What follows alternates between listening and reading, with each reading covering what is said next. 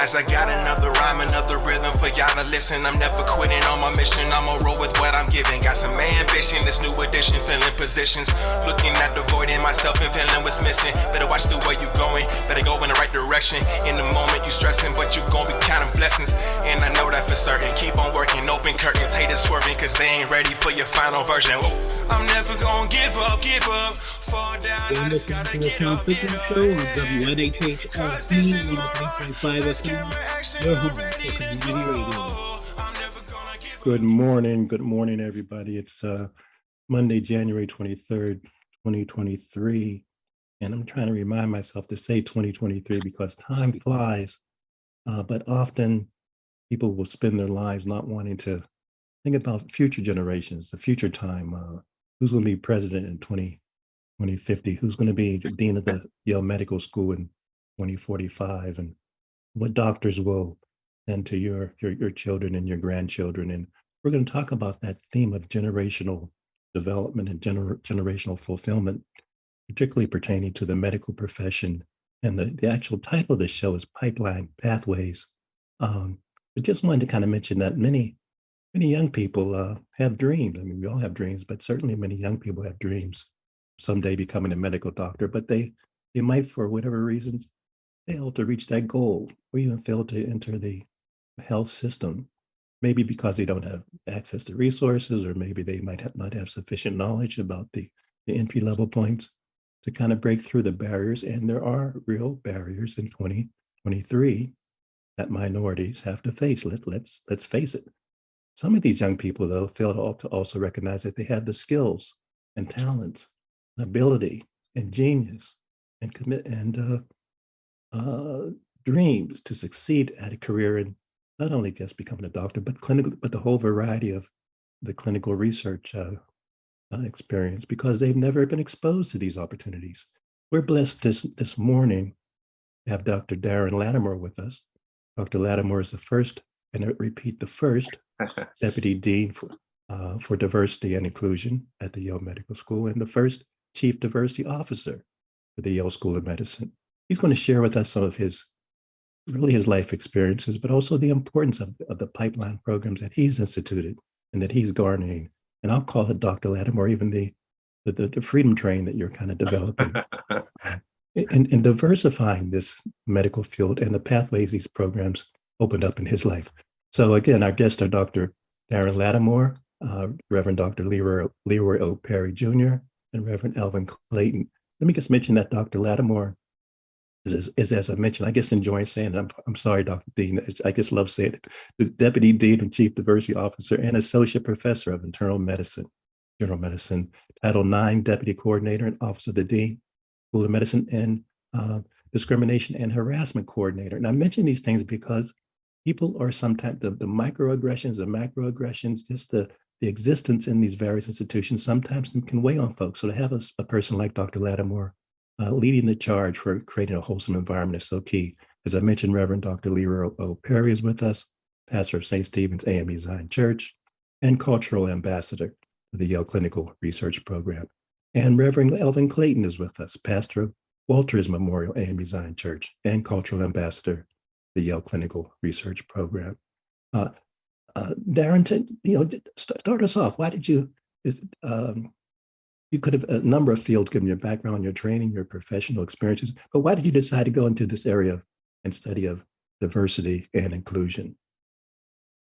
Well, I decided because as part of my training, unfortunately, I was a victim of microaggressions and flat out racism at times. And so my lived experience was definitely that of needing mentorship and needing somebody at different points in my own life who I could look up to and talk to about things that were happening. And once I actually finished my training and started my first job at Kaiser Permanente as a full-fledged physician, I would have medical students and I would have residents who would come rotate with me who often looked like us. And unfortunately, they would tell me about similar stories of the experiences that I had had. And so in 2008, I actually decided to write a job description. At that time, was the director of student medical student diversity for UC Davis, of which they actually took me up on it. And I actually became the first director of student diversity at the School of Medicine at University of California, Davis. And that's how I embarked on really pivoting my career towards creating a more diverse, inclusive environment. And did you say in 2008?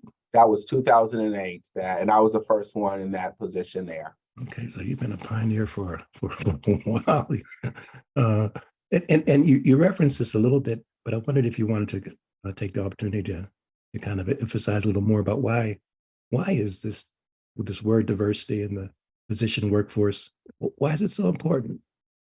Oh, it's hugely important. If we look at healthcare outcomes in this nation, even today, 2013, you still see significant healthcare disparities between people who are of color, predominantly Black, African American, Hispanic, Latinx, and Native Americans, and also different Asian groups compared to our white counterparts in multiple different healthcare areas.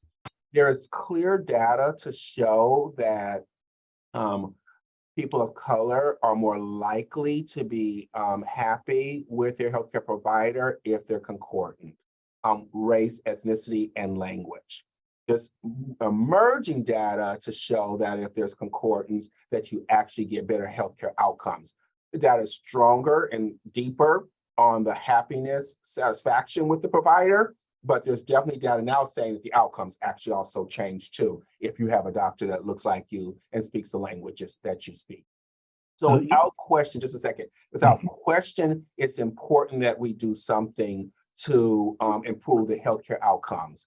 The second reason why it's important that this work is done is if you look at our representation in society versus our representation as physicians, again, you see I'm desperate. So African-American Blacks, depending on which survey you look at, between 12 and 14% of this nation, we're only 5.4% of physicians in the country.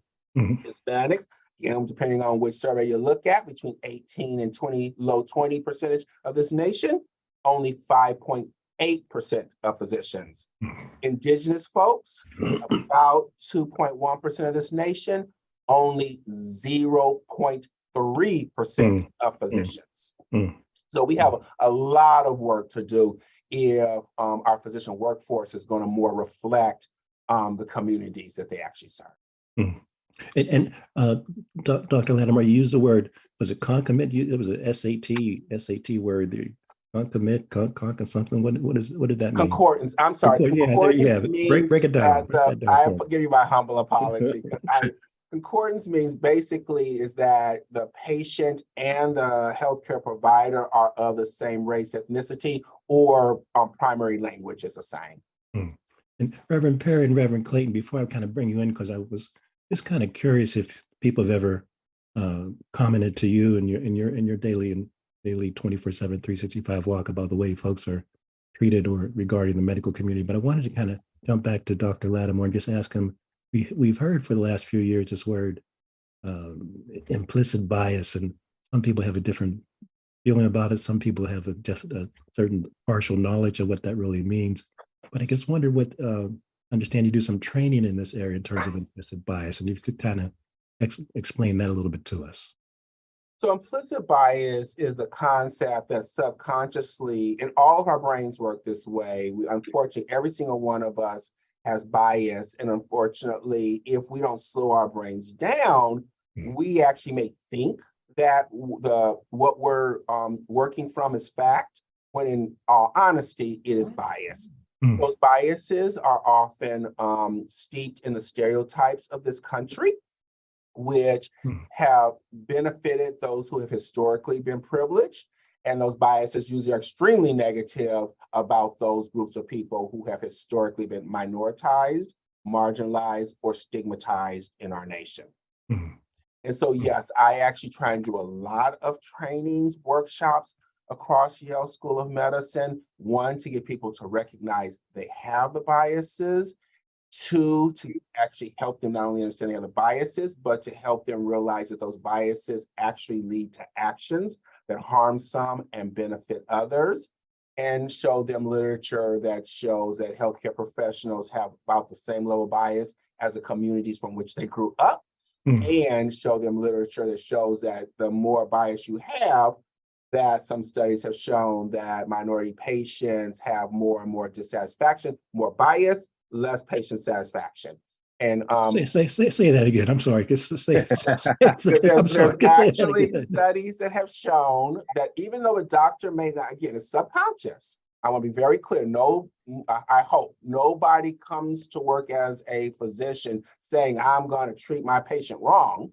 But those who have on the Harvard Implicit Association test, there are studies that show that the more bias they have, meaning more preference for whites over blacks, when you actually survey their patient populations to see about patient satisfaction from a communication style, how they feel they're treated, et cetera, those doctors who actually show they have the more bias on the Harvard Implicit Association scale have the lower patient satisfaction. So the patient may not know what they're reacting to or what's not working, but clearly patients are picking up on something when they have providers who have higher levels of bias.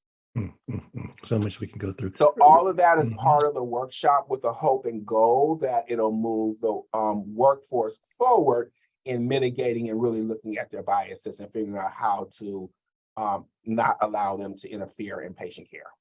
So important, so important.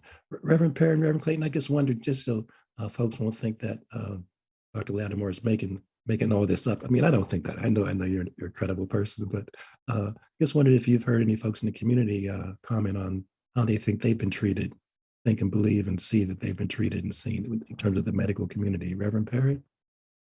You know, I want to just thank Dr. Lattimore again for, we've had an earlier conversation, and he opened up our eyes, and we're riding on the same train. We're trying to rename it from Jim Crow to the Freedom Train, but we're on the same train. And I had said to him that there was a young man who was in his early 40s, and he had just made his visit to the doctor, and the doctor said, "Oh, okay, let me check your meds. Do I have to refill them? You doing okay? All right." 8 minutes, he's out the door. He has a friend who has a black doctor, and the black doctor was his doctor, and he said, "My doctor spends 30, 40 minutes with me sometimes." So he went to this doctor and discovered that things that he had some concern about, that his own doctor, primary care doctor, wasn't giving him because of implicit bias. That he didn't talk to him about getting a PSA test, or didn't talk to him about how Black people are affected 2 times greater than others with regards to prostate cancer. Didn't tell him he needed to be screened, and didn't tell him he needed to exercise or look at his weight or his diet. Didn't talk to him about his environment, where he lived, and were there issues that may have affected his children even, or his family with regards to asthma.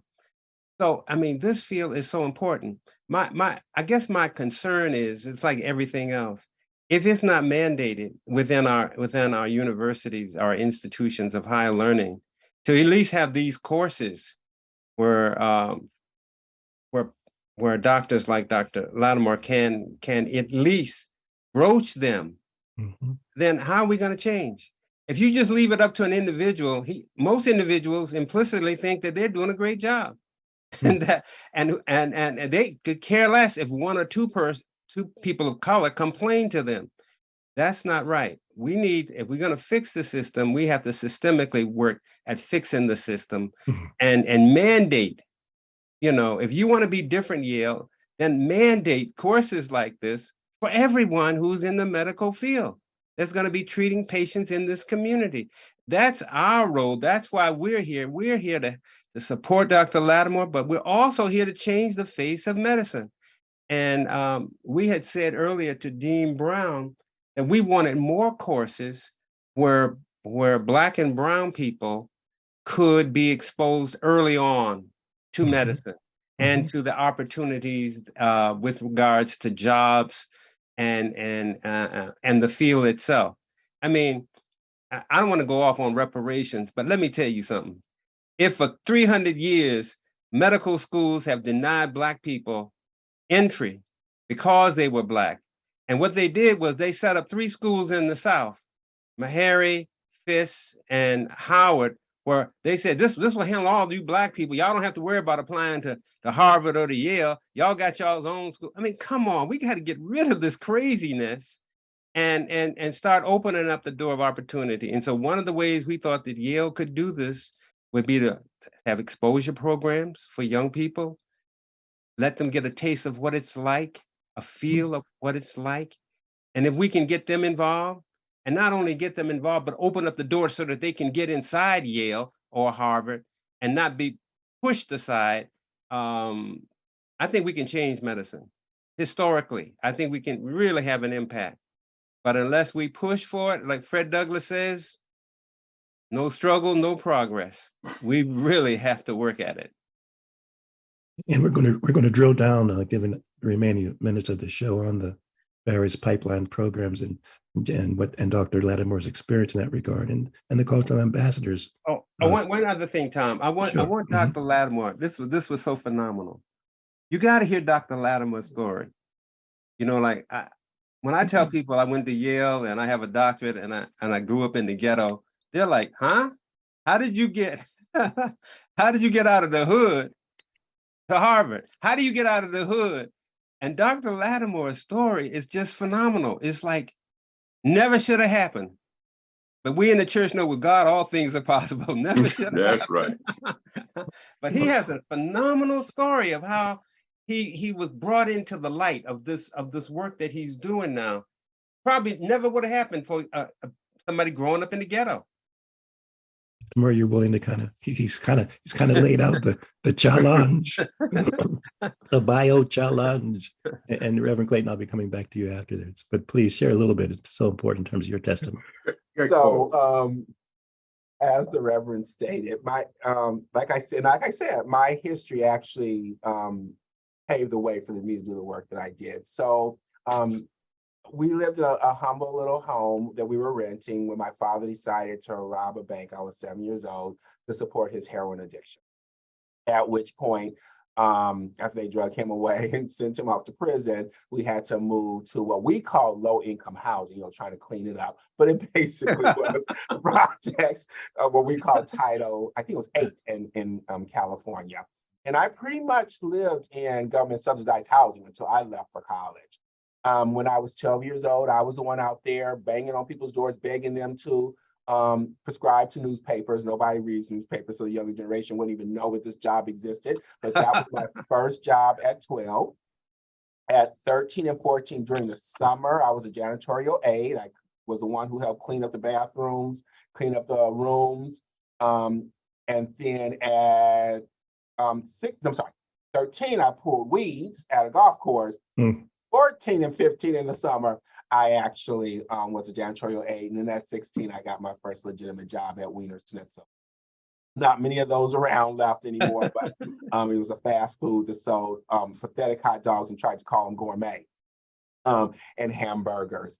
Went off to Berkeley as my undergraduate. But before that, when I was in high school, I actually had somebody who sponsored me to go, we called it MESA, Math and Engineering Science Achievement Program, which was our Upward Bound. I think you guys call it Upward Bound here.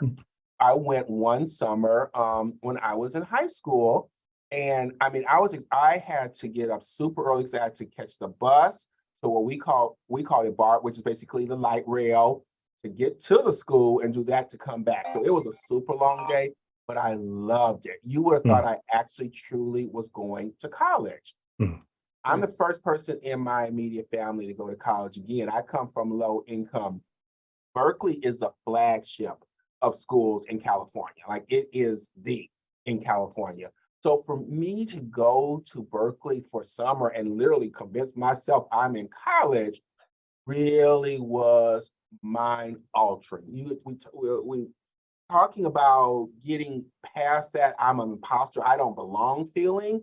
I felt absolutely like I belonged by the end of the summer. And I ended up going to UC Berkeley for undergraduate. I don't think that's an accident. I don't think that's coincidental. I think that because I was in that pathway program that exposed me to what is possible and allowed me to see myself in those spaces and be comfortable in those spaces, I think it's exactly why I ended up at UC Berkeley to do my undergraduate. Excellent. Wow, And that's amazing. excellent. Amazing. That's I'm amazing. really so blessed to have you here on the East Coast.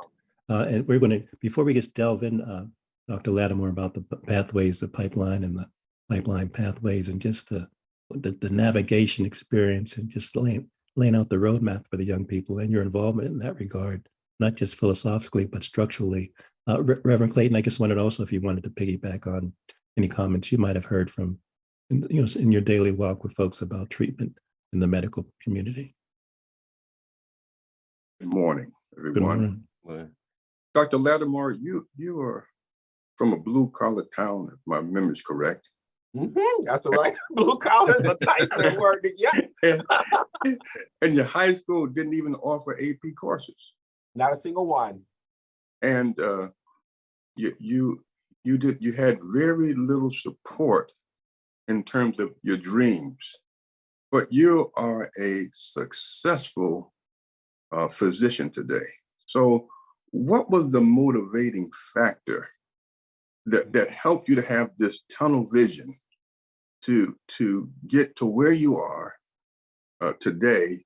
Because so many of our minority people have the same problem today. Could you share with us about that a little bit? So when I was younger, would ask me, well, who's your hero? And only one person comes to mind, in all honesty, and that's my grandfather. My grandfather comes out of rural Alabama, descendants of sharecroppers. He was the youngest, so he was allowed to finish elementary school, but that's as far as he went. And that's because he's the youngest, he was allowed to even do that much. But my grandfather did not miss a day of work. He took pride in being the first one there. He took pride in, no matter how sick he was, he got up, he put on his overalls, and he went into the job. And my grandfather also was a man of great patience and great faith. And if you were to ask me who was my North Star as a kid, who I looked at and wanted to be like, it would be my grandfather, whose name was literally TJ and last name was Hart. Also, it was teachers along the way who actually said, Darren, no matter what life circumstances, you can do this. And I had a few who really took interest in me and encouraging me, because like I said, I had a whole lot of reasons to have gone in a very different direction. But I had a few who actually really, truly took interest in me and saying, no, Darren, keep moving.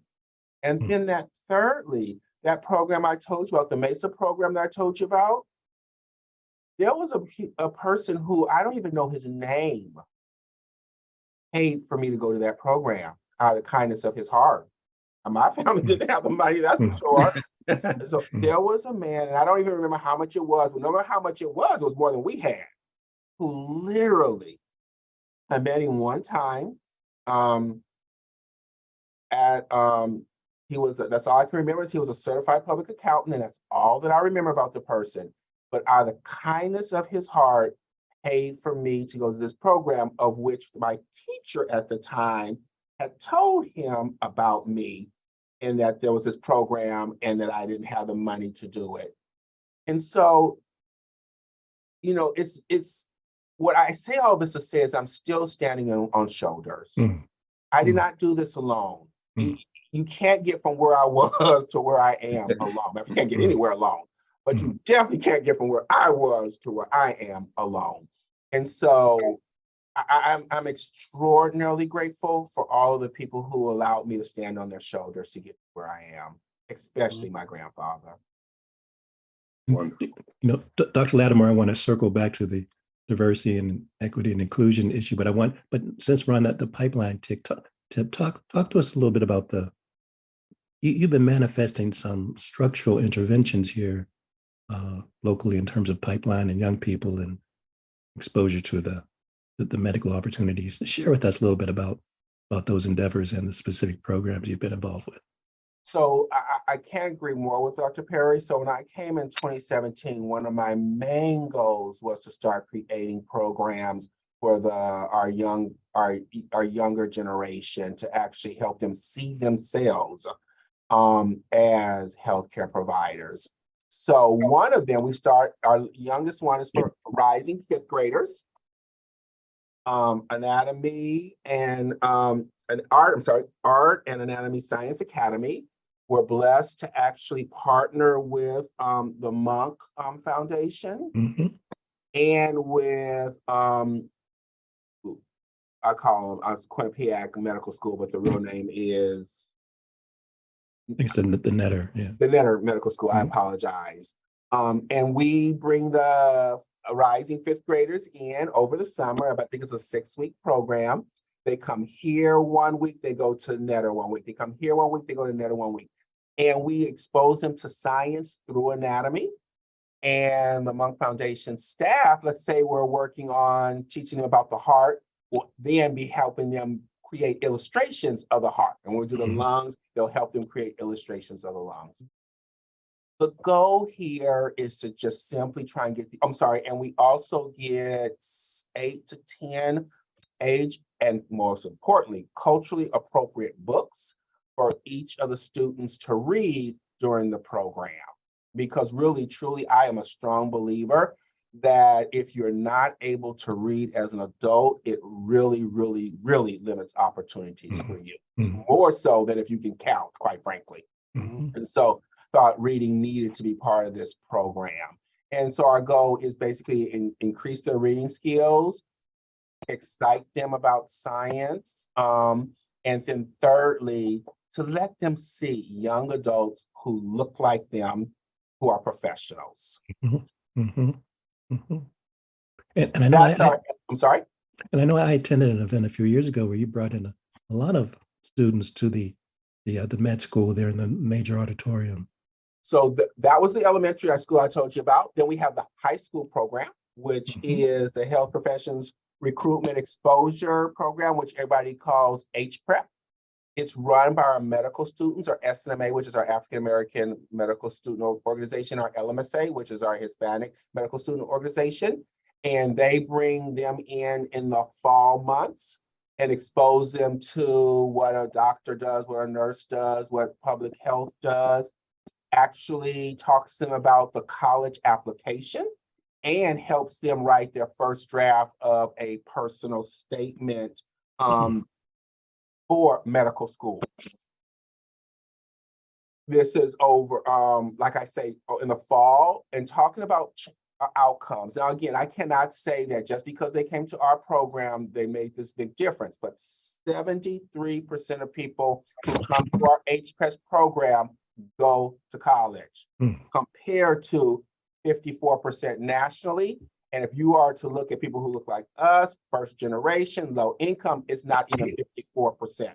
So our 73% moving to college rate, I think, speaks volume. Yes. 4 of our students who have come from, and I forgot to say, these are students from New Haven Public School Districts who come through our HPREP program, have gone to Yale School of Medicine. Congrats. Our next, going up another notch, for students who already are undergraduates, we have something called YSEMA, the Yale Summer Enrichment Medical Academy, YSEMA, and it is for local community college students and students from HBCUs and students from Hispanic serving. The local community college focus is because a higher percentage of minority started community colleges, a higher percentage of first generation, a higher percentage of low income people started community colleges, not because they're intellectually inferior, but because of life circumstances. And unfortunately, if you look at the community college transfer rate to a 4-year college, it leaves a great deal to be desired. So our goal with the community college is, again, to give those students resources to hopefully make sure they end up in a four-year school, make sure they end up in medical school. This is residential, so we also bring the students from HBCUs. There was 11 different HBCUs represented this last summer, and Hispanic serving institutions. And we give them a stipend. We fly them in. They're in the medical student housing, so again, they can envision themselves. And we feed them. We teach them upper division science courses, those weeder courses that kind of prevent students from getting into medical school. We again work on what the application to medical school is going to look like, and we help them meet many students who look like themselves, who are already in medical school. This is a newer program, but our outcomes of the 23 who've responded to our survey, all 23 have graduated from undergraduate. Again, if you look at national outcomes, especially for African-American Black, 100% graduation rate is not even close. It is much closer to about 55–60%. So the fact that all of our students who at least who responded to us, who went through that program and graduated, is up. 3 have in the master's program. 1 is in an MD PhD program. Some have done PA, a couple have done dental, a couple have done nursing, and many are in the process of applying to medical school. So again, I am beyond elated with the impact. And then the last one I want to tell you about is our Yale Summer Research Program. So these students are already in medical school. They're first-year medical students at the 3 historically Black medical schools that Reverend Perry spoke about, and the medical student schools in Puerto Rico. We bring them here for the summer to do research. Make it crystal clear. The whole point we're bringing them here is to get them excited about thinking about doing their residency here. So those are the people that you often see when you're in our hospitals here are the residents. So to help try and diversify our residency programs, which hopefully will lead to more diverse faculty.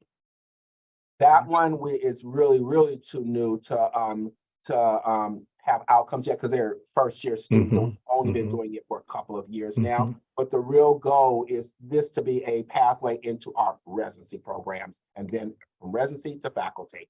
So those are some of the programs that we're doing. HPrep was before me, but the rest of them we have started since my arrival in 2017.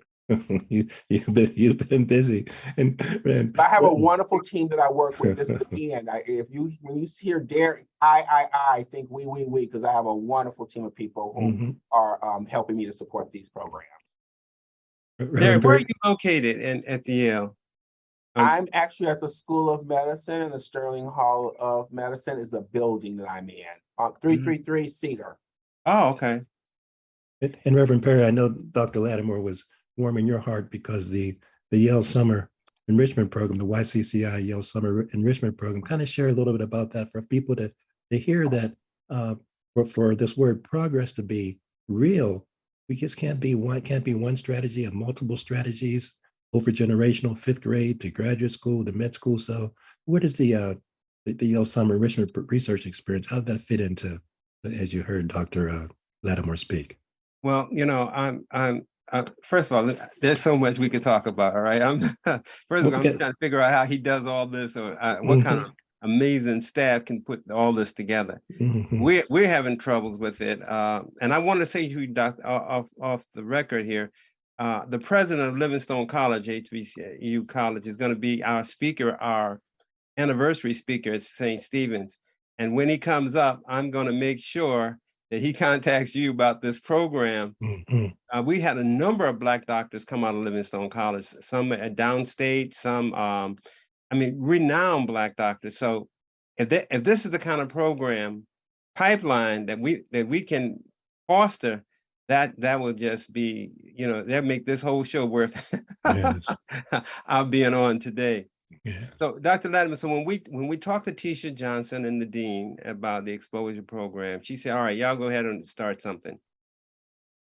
We did a outreach, And I think within 1 month, we had 800 students, 800 students who applied for a slot that would only hold 35.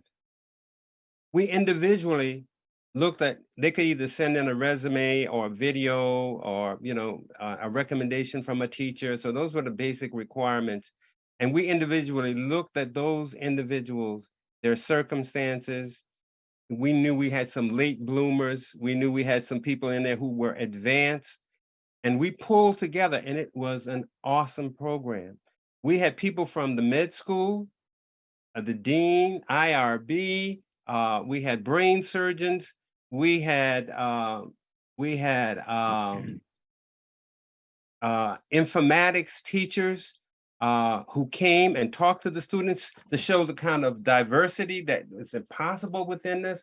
Just a phenomenal program. Unfortunately, money got short and the program got even shorter. So then they started another program, an intern program, where they had about 20 interns who were on campus and did work with physicians. And these interns were phenomenal. They all had a project. Let me just give you an example of 3 of the projects. One of the projects involved reaching out to young people through TikTok, through books, writing their own little books, graphic books. So they drew the graphic hero so that young people could see it. And then they talked to them about COVID, and they talked to them about vaccines, and it was just awesome. The next group dealt with how do we do this in high school? How can we start a national high school society of young people, minority people in particular, but anyone's invited, that will foster the kind of idea that we're talking about now. How do we get into medicine? How do we understand? How do we get the exposure? That was the second group. And the third group, I think, did with IRB. IRB. Yeah, so they work with the IRB and trying to talk about language and consent forms and how we can make it more palatable to people from from where we come from. So it was awesome.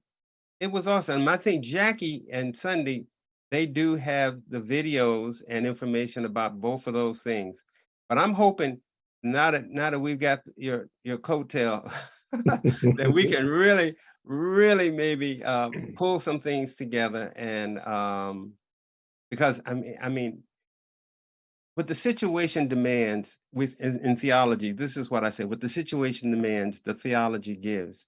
And I think that holds true in medicine. What the situation demands right now is for us to come together and to be innovative, and from the particular to the general, to make all of this possible. And so, we can think broadly, but we have to take small steps, precision steps, mindfully to be successful. And I think you've done a masterful job. And I take my hat off to you. Indeed.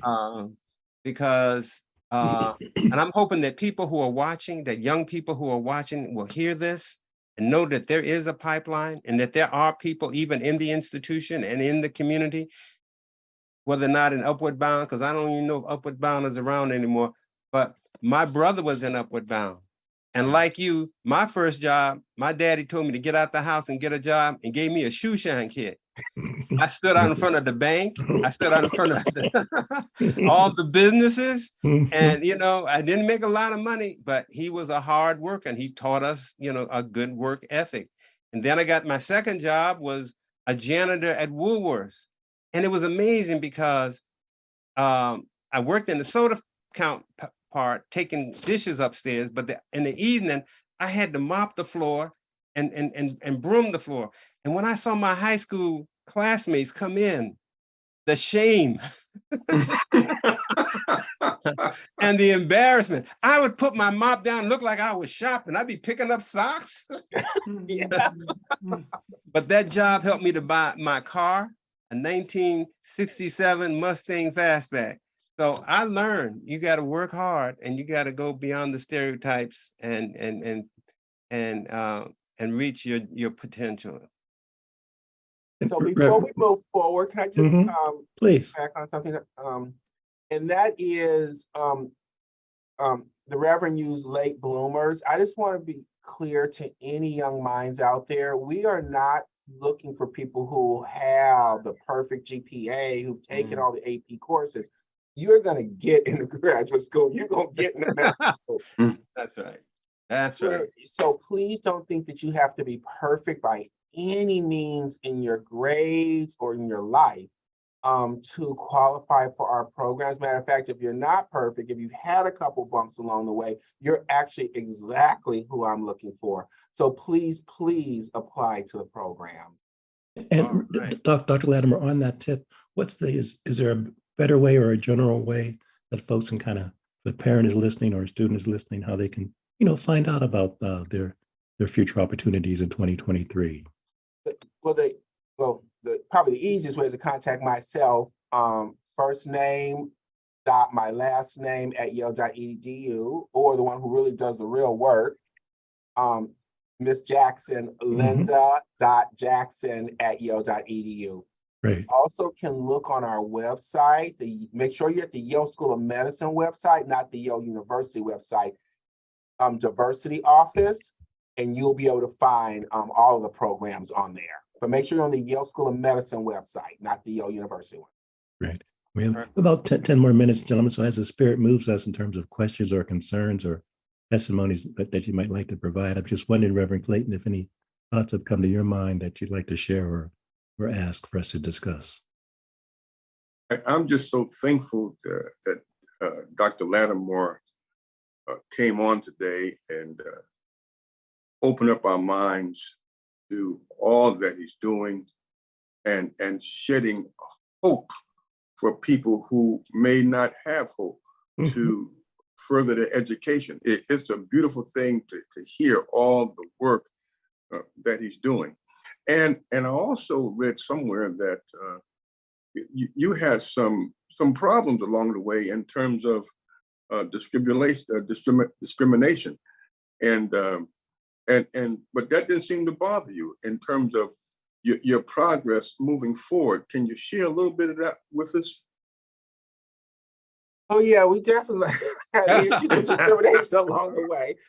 To be honest with you, this one I can't really give you a real fine answer. I never had a plan B.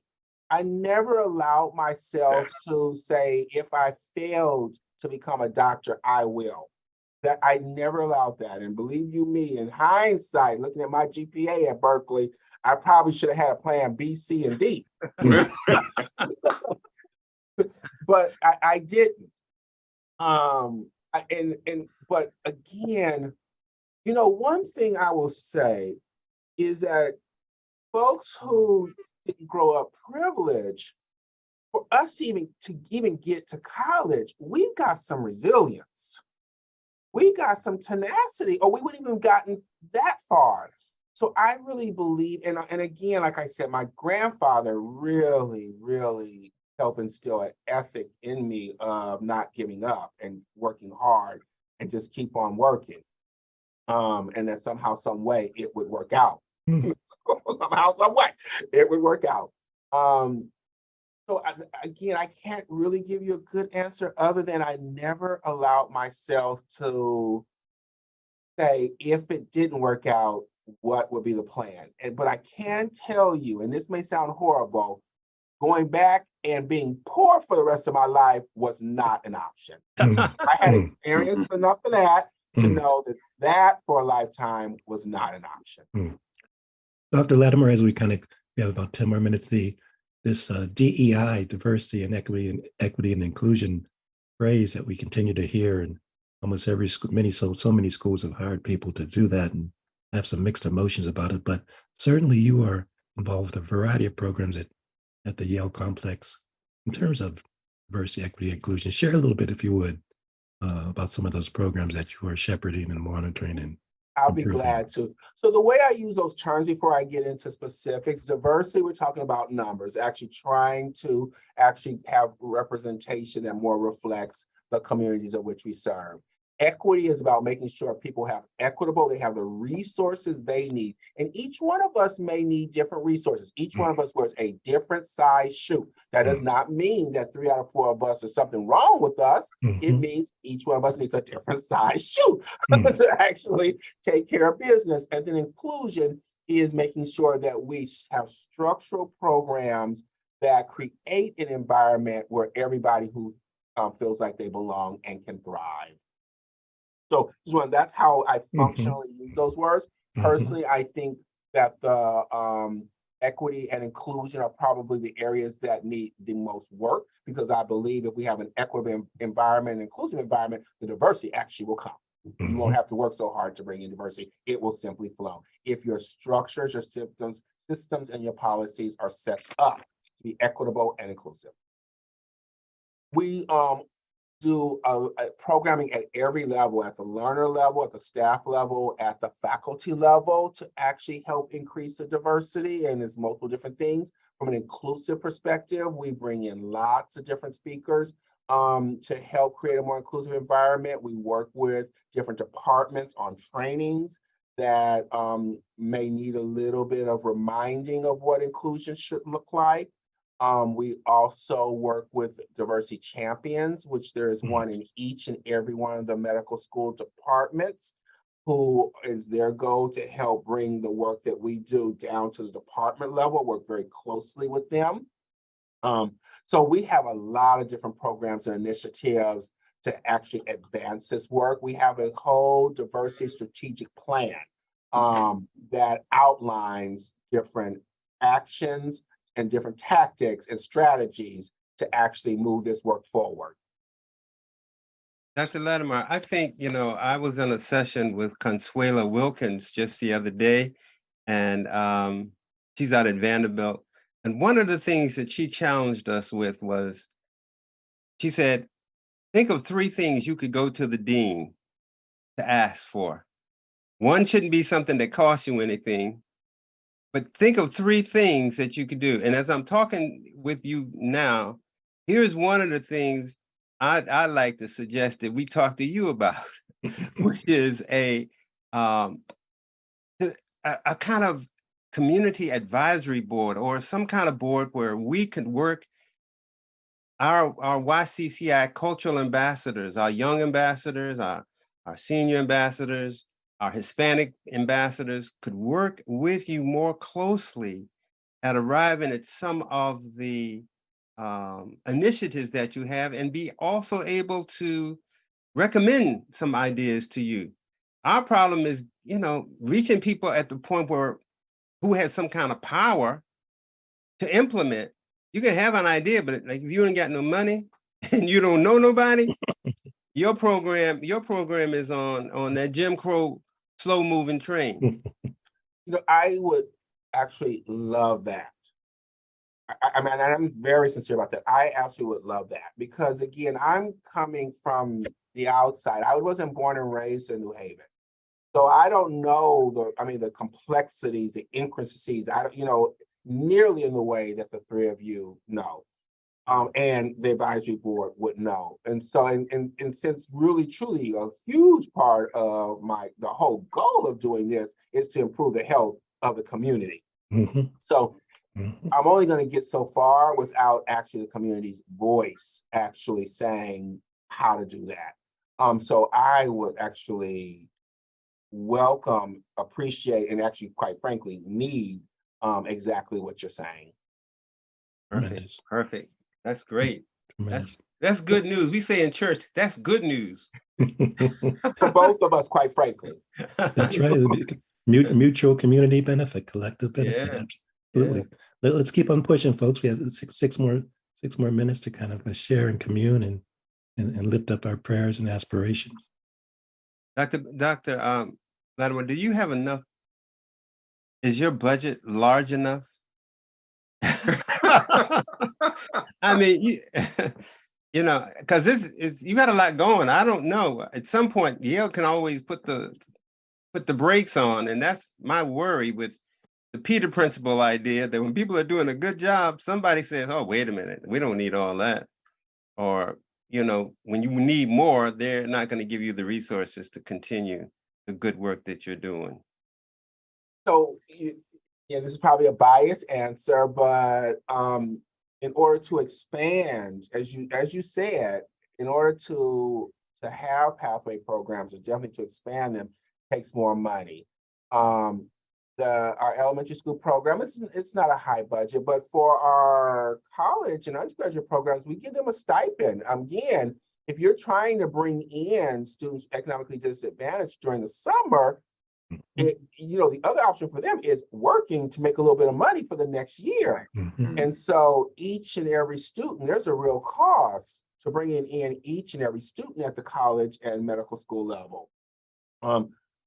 What I will say, which is unfortunate, and it's at every level, so I'll work at the highest and work my way down. When I was younger, HRSA put a lot more money into healthcare workforce development, a whole lot more money. Matter of fact, I'm sure part of the programs that I benefited from as an undergraduate actually were HRSA funded and Center of Excellence funded. Is this a federal program, HRSA? Yeah, it's HRSA. Come on, what does HRSA stand for? Oh, Health. Yeah. Health. No, I'm gonna lose it. Actually, I'm gonna let you look it up. All right. HRSA. HRSA. HRSA. Okay. And it was basically federal money to develop the healthcare workforce, very much with an eye towards increasing minorities who worked in the healthcare workforce. It still exists, just the amount of money is nowhere close. At the state level, the same thing, especially for allied health. All of us aren't going to be doctors and nurses, but we need techs, we need radiology techs, we need lab techs, we need. And so at the state level, just thinking about the workforce, the area that is forever growing is healthcare. So investing more money especially at the high school and community college level, so that our young minds, if they choose not to go to college, only 30% of kids choose to go to college. The other 70% need a skill that will lead to a living wage. Healthcare is one of them.